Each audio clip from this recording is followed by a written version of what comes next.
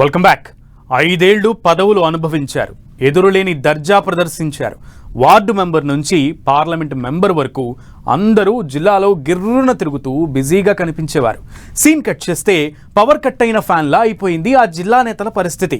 క్యాడర్కు నేతల దర్శనమే మహాభాగ్యమైంది. పోనీ పార్టీ ఆఫీస్కు వెళ్దామంటే అది కూడా ఎత్తేశారు. శ్రీకాకుళం జిల్లాలో వైసీపీ ఎదురీతపై లోకల్ గాసిప్ ఏంటో ఇప్పుడు చూద్దాం. సైలెంట్ మోడ్లో శ్రీకాకుళం వైసీపీ నేతలు. పార్టీ ఆఫీసును కూడా ఎత్తేసిన జిల్లా పెద్దలు. దిక్కుతోచని స్థితిలో వైసీపీ క్యాడర్. ఏపీలో సిక్కోలు రాజకీయం ఎప్పుడూ హాట్ గా ఉంటుంది. అధికార పక్షమైనా ప్రతిపక్షమైనా శ్రీకాకుళం జిల్లా నుంచి కీలక నేతలు కనిపిస్తూ ఉంటారు. కానీ 2024 ఎన్నికల తర్వాత సీన్ రివర్స్ అయింది. జిల్లా వైసీపీ నేతలు సైలెంట్ మోడ్లోకి వెళ్లిపోయారు. వైసీపీ నేతల దర్శనమే భాగ్యమైపోయింది. నిజానికి 2019 ఎన్నికల్లో వైసీపీకి బ్రహ్మరథం పట్టారు సిక్కోలు ప్రజలు. జిల్లాలో 10 అసెంబ్లీ స్థానాలు ఉంటే 8 స్థానాల్లో వైసీపీని గెలిపించారు.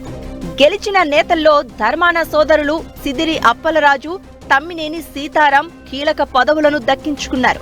దీంతో జిల్లా కేంద్రం ఎప్పుడు చూసినా హడావిడిగా కనిపించేది.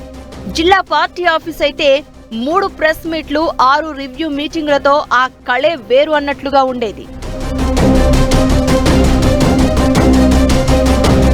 సీన్ కట్ చేస్తే మొన్నటి ఎన్నికల్లో పవర్ కట్ అయింది. వైసీపీ వైభవం నెమ్మదిగా సన్నగిల్లుతోంది. ఈసారి 10 స్థానాల్లో ఓటమిని మూటగట్టుకుంది. కీలక నేతలంతా ఇంటి బాట పట్టారు. పార్టీ కార్యక్రమాలకు కూడా దూరంగా ఉంటున్నారు. అధికారం పోయింది, పదవులు లేవు.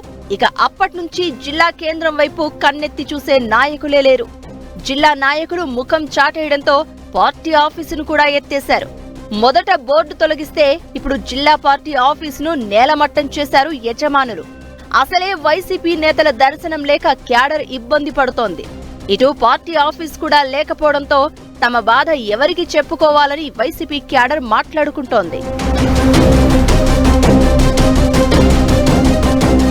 శ్రీకాకుళం నియోజకవర్గ ఇన్ఛార్జిగా ఉన్న ధర్మాన ప్రసాదరావు రిటైర్మెంట్ మూడ్లో ఉన్నారు అనేది ఆయన సైడ్ నుంచి వినిపిస్తున్న టాక్. పార్టీ కార్యక్రమాలకు దూరంగా ఉంటున్నారు. ఆయన కుమారుడు రామ్ మనోహర్ నాయుడు పొలిటికల్ కెరియర్ ను నిర్మించే పనిలో పడ్డారు అనేది లోకల్ లీడర్స్ లో జరుగుతున్న చర్చ. మరోవైపు ఆయన సోదరుడు ధర్మాన కృష్ణదాస్ పార్టీ జిల్లా అధ్యక్షుడిగా ఉన్నా తన సొంత నియోజకవర్గం నరసన్నపేటను వీడి బయటకు రావడం లేదు. మిగిలిన మాజీ ఎమ్మెల్యేలు పార్టీ ఆఫీసు లేదనే సాకుతో జిల్లా కేంద్రం వైపు కూడా రావడం లేదనే ఆందోళన క్యాడర్లో వినిపిస్తోంది. మరోవైపు పార్టీ అధిష్టానం పిలుపునిచ్చిన కీలక కార్యక్రమాలకు సైతం సీనియర్ నేతలు డుమ్మా కొడుతున్నారనే వాదన వినిపిస్తోంది. ఒకరిద్దరు నేతలు వచ్చినా రోడ్డు మీదే కార్యక్రమాలు చేసి వెళ్లిపోతున్నారు. జగన్ జన్మదిన వేడుకలు సైతం తూతూ మంత్రంగానే కానిచ్చారనే ప్రచారం జరుగుతోంది. ఇదిలా ఉండగా రాష్ట్ర వ్యాప్తంగా నిర్మాణంలో ఉన్న వైసీపీ కార్యాలయాలకు ప్రభుత్వం నోటీసులు జారీ చేసింది. శ్రీకాకుళం జిల్లా ఆఫీసుకు సైతం నోటీసులు జారీ చేశారు.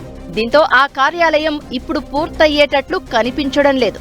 వైసీపీ శ్రేణుల కోసమైనా తాత్కాలికంగా ఓ ఆఫీస్ ఏర్పాటు చేయాలని క్యాడర్ కోరుకుంటుంది.